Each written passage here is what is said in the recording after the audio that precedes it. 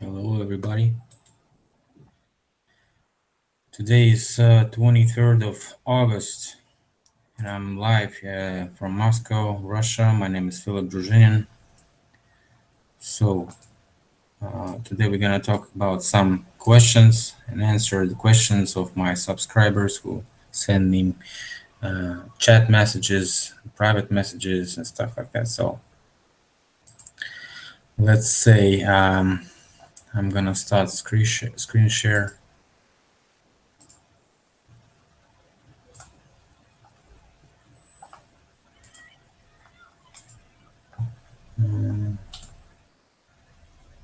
Okay. So we had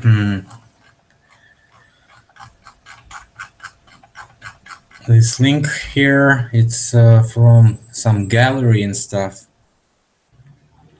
So actually, it is presenting some pictures that I've been already that I have been showing already. But it also has some pictures that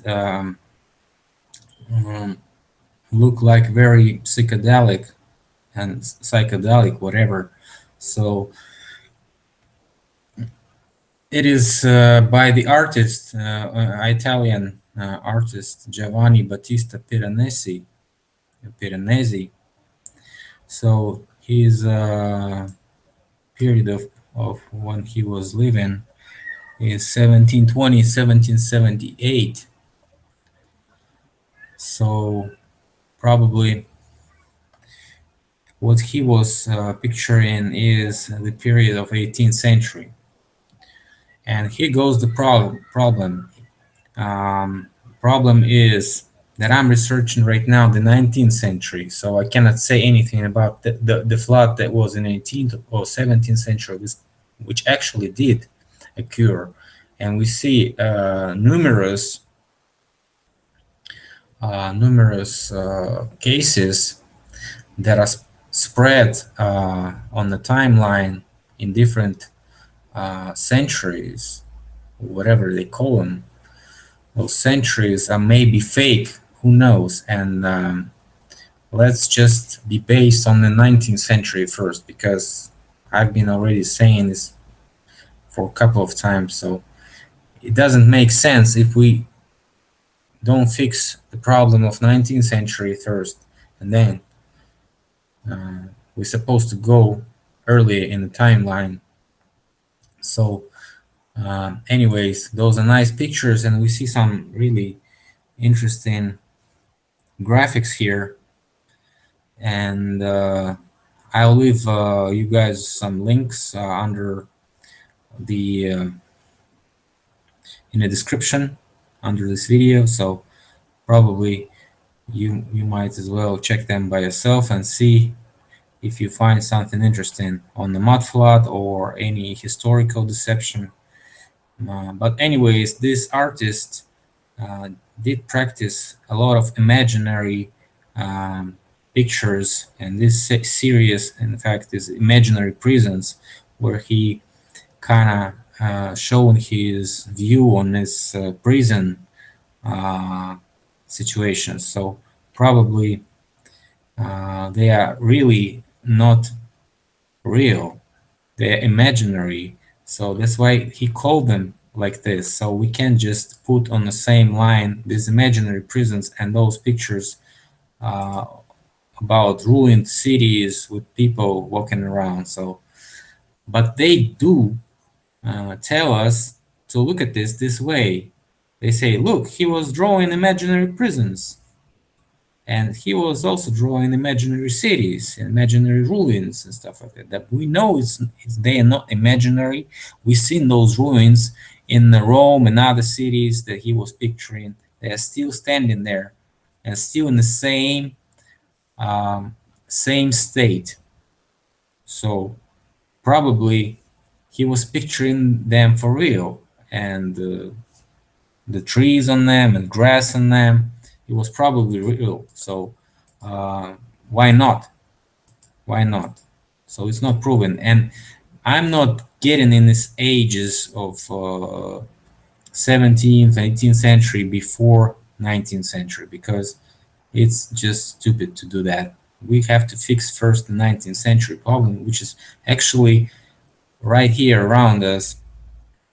Maybe those pictures are from the 19th century and they just, switch the timelines and tell us this is 17th or 18th century, whatever, just to fool us around and make it less important as a proof. Why not? So we might as well check those designs that he had on imaginary prisons, because they're also very interesting sometimes, and we see some Latin here. So whoever knows Latin might as well try to translate what is written here, and probably it would be good for designers and architects who study this in college and stuff like that. Why not? And here's also an article in the higher education rubrics or whatever in the Guardian. No Way Out. Piranesi sinister prison fantasies may have been meant as souvenirs of Venice, but they have inspired architecture from the Jubilee line to Hogwarts by Jonathan Jones. So Jonathan Jones thinks that this was imaginary and it's inspired architecture. Why don't it just be the other way? The architecture inspired Piranesi to draw what he saw, because that architecture was all around the place. That's what he did. He was drawing what he saw. He didn't mean to inspire some bullshit architectures after him. Probably not. He didn't care. He was just picturing what he saw. And here we go. Another site. I'll leave all these links uh, under this video. So interesting, very interesting. But we have to just spend some more time and check this, because we have like these gigantic columns here again. Interesting second floor in the arc of some pre-flood building, probably, because we see it's wood and this is stone. So combining this, it either a design or a restoration, who knows.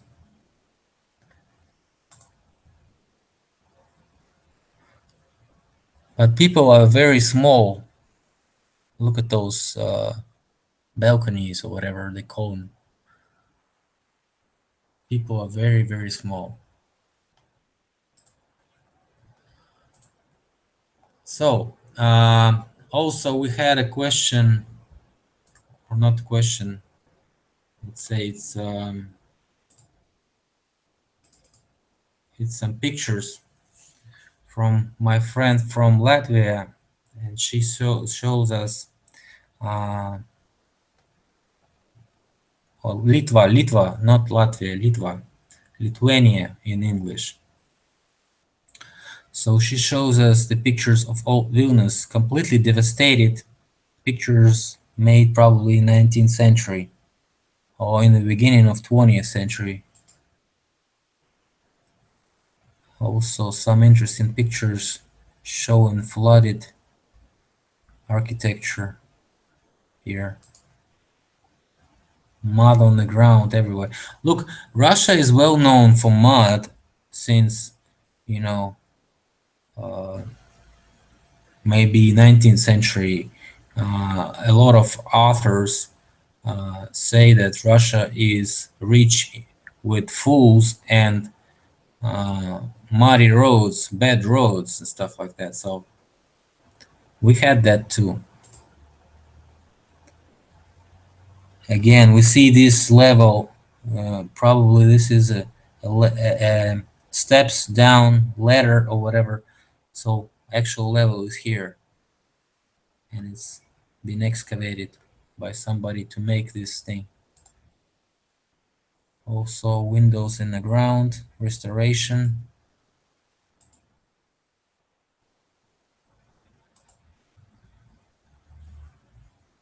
Very, very good pictures. Oh, look at this house. Just perfect example of excavation.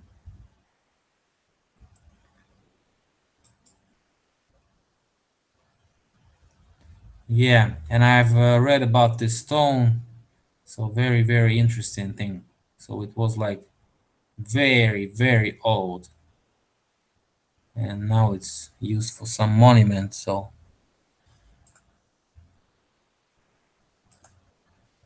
and those are statues. These are statues of probably some devices that ancients used. Spinned columns show unimaginary technology and abilities of that time. Artwork is just very, very intense and precise.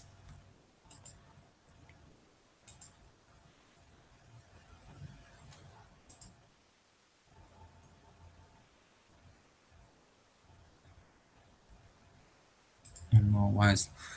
Look at this. Just very, very good work.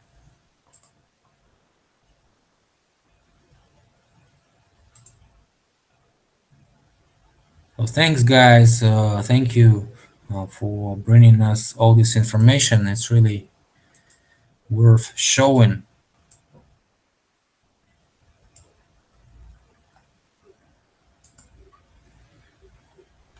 Some horns or something.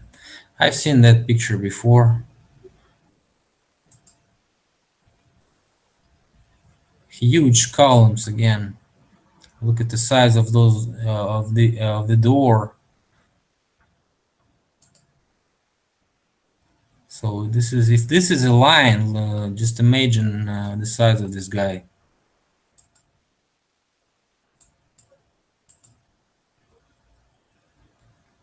Yeah, I've seen this before. So statues, some statues being rebuilt for some Christian stories, and they get these crosses in their hands. So when you study, sometimes you can see that this is not original. So maybe a hand was replaced or something like this. But I'm not just sure about this one exactly. But probably if we have this type of statues which are not Christian at any, looking not Christian, they looking Greco-Roman. And here we go with a guy with the cross and the Christ on it. So probably this could be replaced for some reason. Or we know nothing about Christ. So he was living in ancient times. Or maybe this is complete bullshit and no ancient times were, maybe Christ was like 300 years ago, 500 years ago, who knows? So this is completely unimaginable. Unimaginable. How can we be deceived by those who rewrote and re-edited multiple times all this history?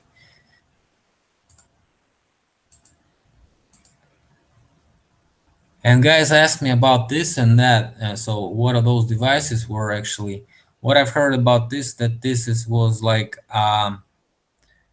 maybe a personal computer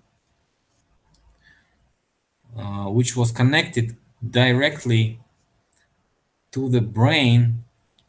So it was like, obviously it was operated by this hand which was holding it down. So just imagine that it can be like lifted up, lifted down, maybe some fingers can operate it. So it was like a personal computer. And this one was actually the some type of laser weapon and something else. So all those devices that he had any king had at first were actually working, but they have wireless transfer information, just like those churches and those domes we had shown it.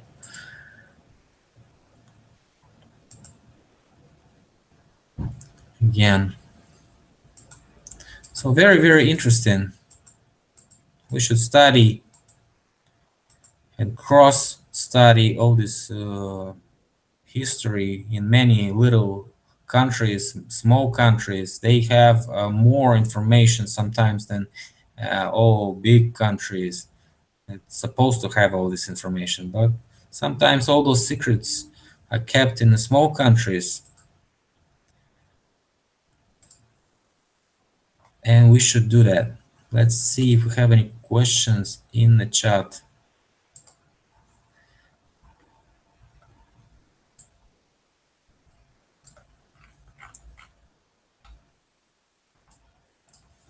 Good morning.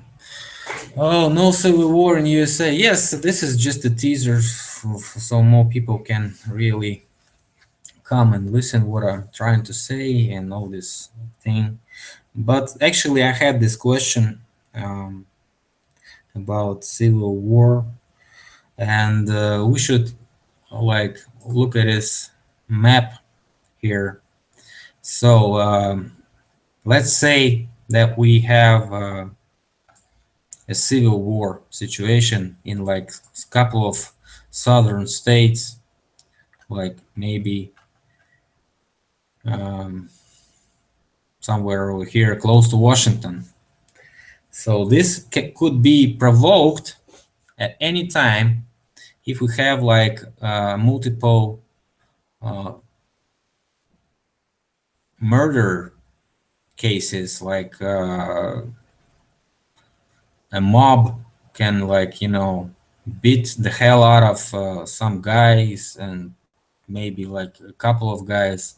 Why not? So it can be started with this urgent situation, as we call it in Russia, a situation when all these national guards can be entered, and they can use firearms and stuff like that. So this could be played at any time because globalists are really pissed off, and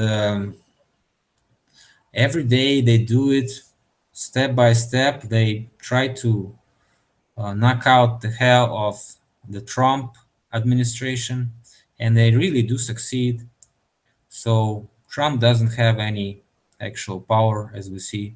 He cannot implement anything that is against the will of previous party that was controlling and still controlling most of this administration and most of this state secretary. Uh, so whatever. So internal and external politics are shut down. All those opportunities Trump has is just talk, talk, and talk. So I don't know if he's gonna act actually, if he's gonna wait until they impeach him. So probably no civil war, but probably there'll be some cases of violence, and they will be provoking the conservatives with these Nazis who are actually under control of globalists. So they're kind of playing with themselves. So it's really called a political masturbation, when you play with yourself actually, and don't play with another side. Other side is watching, and really people, most of the people just watching this circus, watching those clowns attack each other and provoke people and stuff like that. So many innocent people got hurt, in fact, but nobody cares because they want to show it on the media. They want to make some prime time advertisement, and ratings are gonna skyrocket. So whatever. So probably no civil war, but probably many different provocations and many different violence cases, which are actually can be at any time, anywhere, because nobody's gonna stop. This is a paid operation. So when you do this political masturbation, you always gain paid at any case. You're just making money, and everybody's happy. Those protesters are happy, they gain paid. uh, those who get beaten, they also gain paid for that, because once you get beaten, you got caught on camera, you get an extra bonus for that, and you got much more money. So they actually want to get beaten, they want to get on camera. So why don't they just ride around the country and provoke? They use masks to hide their faces so they can be anonymous. And look, nobody's tearing their masks off, nobody's tearing their hats off, so nobody's picturing actually their faces. They stay in masks even when they fight. The opposite side doesn't show their faces when they get caught. So probably this is just a playing with yourself and provoking the conservative majority, still a majority of America, to uh, get in this situation, try to fight and put yourself on some side and enter the conflict. So probably this is the only way uh, they can create a civil war. If white majority and conservative majority and actually maybe even black community engage more efficiently, and maybe they can do whatever. So um, America is pretty separated right now by all this political masturbation, whatever you call it. It's just unimaginable how things can get worse just in a year. Nobody wanted that, but they they just don't want to leave the office. They just want to stay in power, and this is the only way they can stay and not get imprisoned for that. Okay,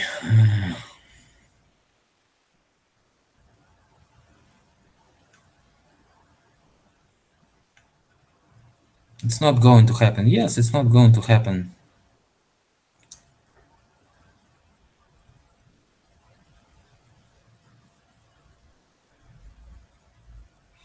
He's well, talking about me, something like that. So probably no questions. And I wanted to show you guys those pictures that I found yesterday. So these are some blocks here near the lake that we found underneath this layer of mud and dirt. We see numerous broken blocks here. Some of them are really looking like concrete blocks, but the level layer of mud above it, look at it, it's just completely different from what we see uh, over here. So this is probably the level of mud that left after the water came off. So this is the minimum level that we have, and this is probably the ancient quarry or something.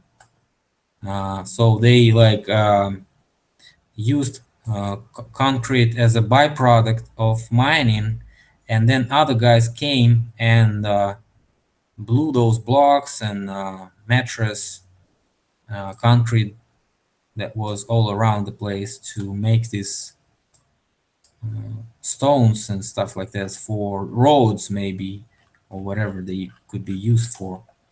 So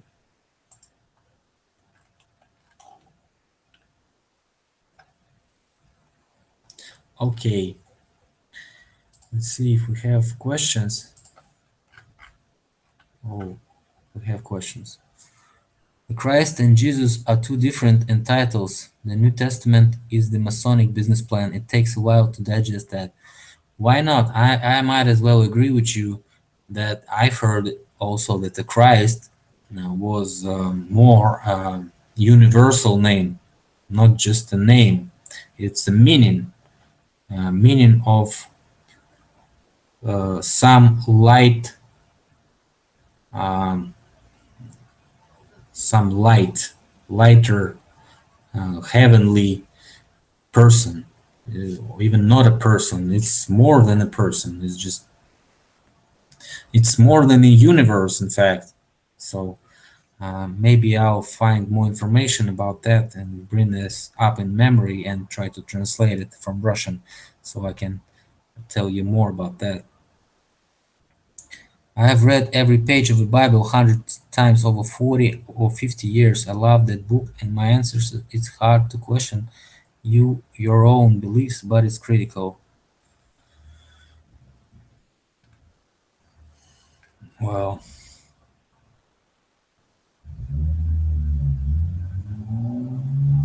so whatever, guys. I think no questions for today. Really, no questions on the topic. But I do know that Bible was re-edited, and I've mentioned that a couple of times that it was edited. Final edition was in 19th century, and people who had Bibles which were dated early, they don't find some sentences, they don't find some um, punctuation or whatever you call it. So when you like um,